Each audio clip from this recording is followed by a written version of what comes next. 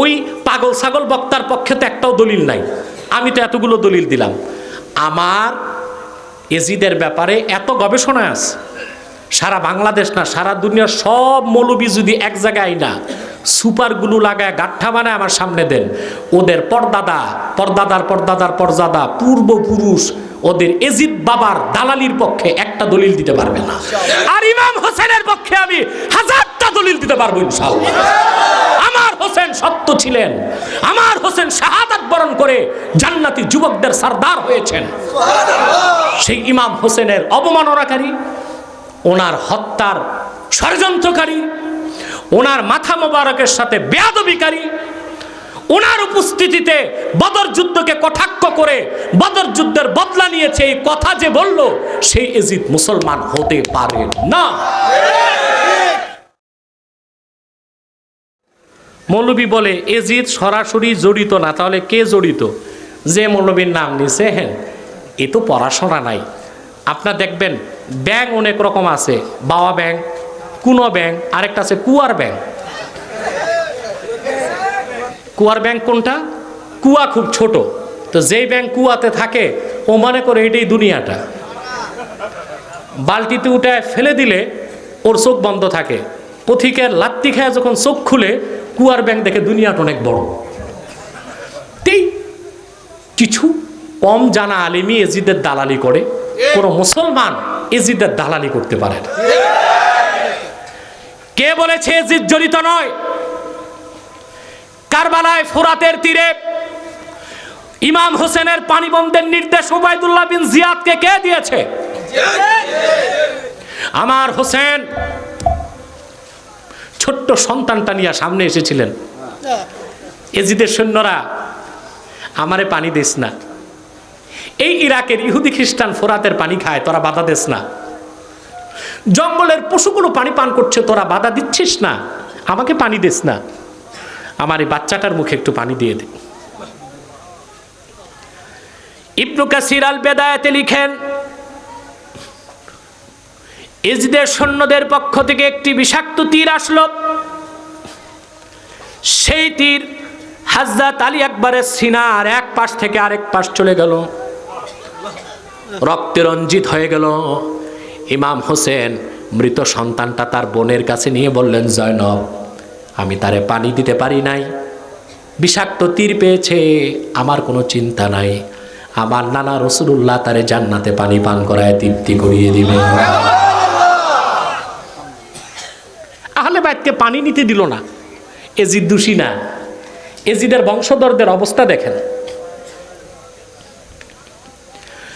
ইমামে হোসেন ওনাকে যখন শহীদ করা হলো, ওনার মাথা মোবারক শ্রেণীর মধ্যে রেখে উবাইদুল্লাহ বিন জিয়াদ দামেশকে পাঠালো। কোথায়? কুখ্যাত এজিদ বসে আছে,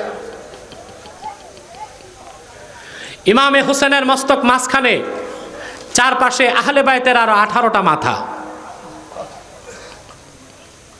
ইয়াজিদ ডাকলো দামেস্কের বড় বড় মানুষকে, ডেকে কুখ্যাত ইয়াজিদ, ওর নামটা নিলে আমার মনে হয় এত ঘৃণা আসে তার উপর, সে ইমামে হোসেনের সামনের 2 দাঁতে ছড়ি দিয়া গুতা দিচ্ছে। রাসূলুল্লাহর এক সাহাবী দাঁড়ায় বলেন, ইয়াজিদ তো সবকিছু মানতে পারলাম, এটা পারলাম না, আমি বহুবার দেখেছি প্রিয় রাসূল হোসেনের এই দাঁতে চাটতেন, আর ওখানে কিনা তুই ছড়ি দিয়ে অবমাননা করছিস। ওই সাহাবীকে ইয়াজিদের নির্দেশে হত্যা করা হয়েছে। ইয়াজিদ জড়িত না? কথা বলেন, জড়িত কিনা?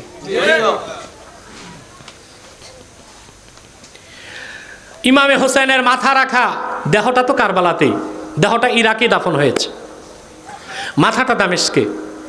কুখ্যাত ইয়াজিদ কবিতা পড়তে লাগলো, সে একটা কাক ডাকতেছে, কাক তার প্রাসাদে, সে বলল, নাইবাল গুরাবু কুলতু কুল আওলা তাকুল কাত ইক্তাজাইতু মিনার রাসূলি দুয়ুনি। কাকেরে বলল, কাক তুই ডাক আর না ডাক, আজকে হোসেনকে হত্যা করে আল্লাহ রসুলের ঋণ শোধ করলাম। আল্লাহ রসুল, তার দাদা ছিল উতবা। কে ছিল? উতবা কাফের ছিল, সে মরছে বদরে। উতবা সহ 70 নেতা বদর যুদ্ধে মরেছে। সে বলল, আজকে আমার দাদা সহ কুরাইশ কাফের 70 নেতার বদলা নিলাম হোসেনকে হত্যা করে। মুসলমান, এই কথার পরে ইয়াজিদকে মুসলমান যে বলে, ওই মৌলবীকে জুতা দিয়ে পিটানো দরকার। আর কুয়ার ব্যাং মারতে তো জুতা লাগে না, পাড়া দিলে ফ্যাস। ঠিক কিনা?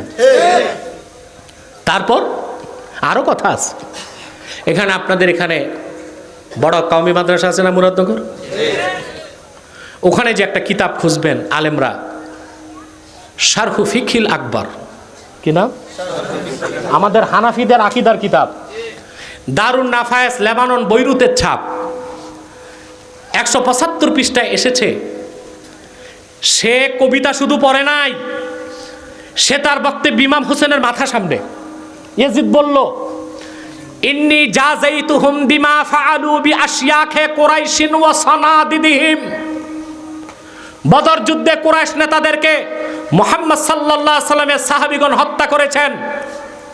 আজকে সেই কুরাইশ নেতাদের বদলা নিলাম আমি হোসেন ও তার সঙ্গীদেরকে উপযুক্ত প্রতিদান দিয়া। তাইলে বলেন, ইমাম হোসেনের হত্যা ইয়াজিদের সমর্থন ছিল কিনা? ইমাম হোসেনের নূরময় চেহারায় ছড়ি মেরে আহলে বাইতের সাথে বেয়াদবি করেছে কিনা?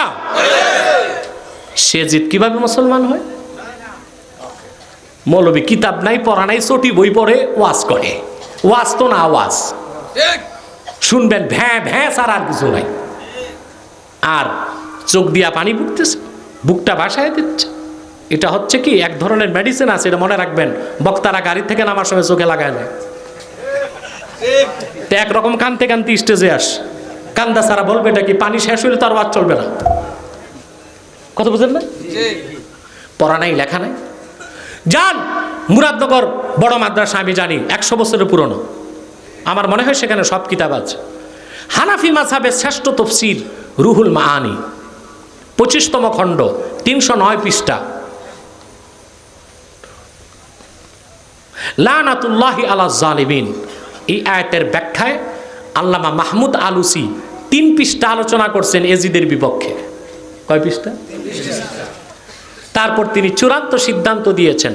মাহমুদ আলুসি তাফসীর রুহুল মাআনি 25তম খণ্ড 309 পৃষ্ঠায় তিনি বলেন, আকুলু ইন্নাল খাবিসা লাম ইউসাদ্দিক বিরিসালাতিন নবী সাল্লাল্লাহু আলাইহি ওয়াসাল্লাম। আমি বলি আলুসি, খবিস এজিদ সে মুসলমান কেমনে বলবো? সে তো আল্লাহ রসুলের রেসালতি বিশ্বাস করে নাই। কিভাবে? সে নিয়মিত মদ পান করত। তাকে জিজ্ঞেস করা হলো, তুমি খলিফা হইয়া মদ খাও? সে বলল, মুহাম্মদ সাল্লাল্লাহু আলাইহি ওয়াসাল্লামের শরীয়তেই না মদ হারাম করা হয়েছে, ঈসার শরীয়তে তো হালাল। তো যে আমার নূর নবী মুহাম্মদ সাল্লাল্লাহু আলাইহি ওয়াসাল্লামের শরীয়তকে বিশ্বাস করলো না, ঈসার শরীয়ত মানলো, ওই এজিদ মুসলমান না বেঈমান? আর কত দলিল দিব? ওই পাগল ছাগল বক্তার পক্ষে তো একটাও দলিল নাই। আমি তো এতগুলো দলিল দিলাম।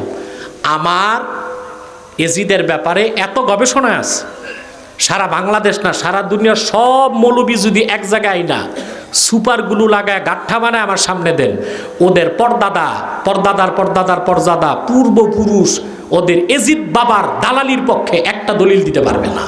আর ইমাম হোসেনের পক্ষে আমি 1000টা দলিল দিতে পারবো ইনশাআল্লাহ। আমার হোসেন সত্য ছিলেন, আমার হোসেন শাহাদাত বরণ করে জান্নাতি যুবকদের সরদার হয়েছেন। সেই ইমাম হোসেনের অবমাননাকারী, ওনার হত্যার ষড়যন্ত্রকারী, ওনার মাথা মোবারকের সাথে বেয়াদবিকারী, ওনার উপস্থিতিতে বদর যুদ্ধকে কটাক্ষ করে বদর যুদ্ধের বদলা নিয়েছে, এই কথা যে বলল, সেই এজিদ মুসলমান হতে পারে না। আল্লাহ পাক হেদায়েত দান করুক।